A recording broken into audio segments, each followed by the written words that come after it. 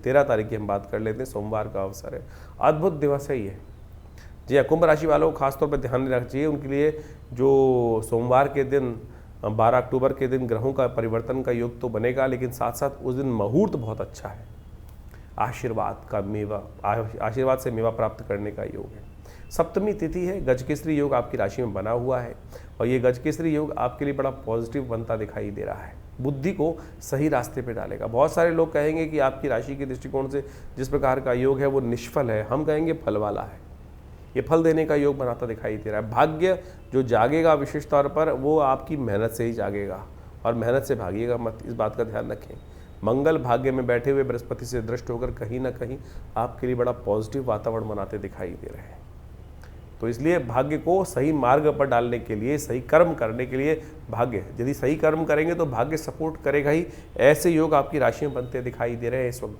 तो इसलिए सही कर्म से ना भागें, सही तरफ ना भागें, सही तरफ से दूर धर्म की तरफ थोड़ा बढ़ने का प्रयास करें। किसी दम मंदिर, देव मंदिर इत्यादि में जाकर हो सके तो अपनी सामर्थ्य के अनुसार से कुछ थोड़ा सहयोग करें, वहाँ से आपकी किस्मत जाग सकती है।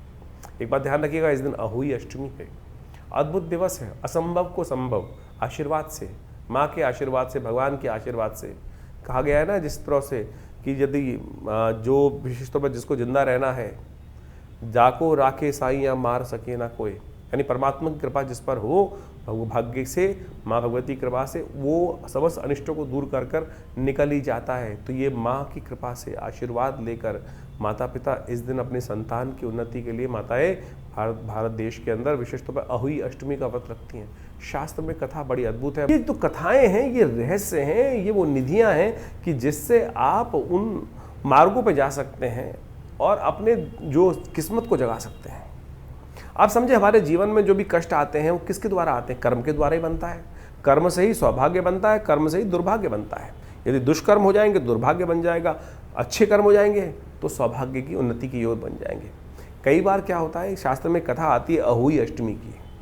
अहोई अष्टमी में एक स्त्री ने अपने उस दिन व्रत करने का सोचा तो उसमें कई सारे कार्य करती थी। तो कुम्हार का काम करती थी तो मिट्टी लेके आनी पड़ती थी बर्तन बनाने के लिए। एक दिन जंगल में गई मिट्टी खोदने के लिए। कथा को हमें सार रूप समझने की आवश्यकता है। वहाँ क्या, सीही एक थी और उस मिट्टी खोदते खोदते सिंह का घर था, एक जानवर होता है मिट्टी वाला, और उसके बच्चों के अंडे वहाँ पड़े थे। उस जो कुम्हार ने काम करना शुरू किया, मिट्टी खोदनी शुरू करी, तो किसी कारण से वो अंडे फूट गए, दरवाज़ा बंद हो गया और बच्चे किसी कारण से, अब काल का वश है, कर्म हो गया आपके द्वारा। और शास्त्र कहता है अवश्य में वो भुक्तव्यम कृतम कर्म शुभाशुभम।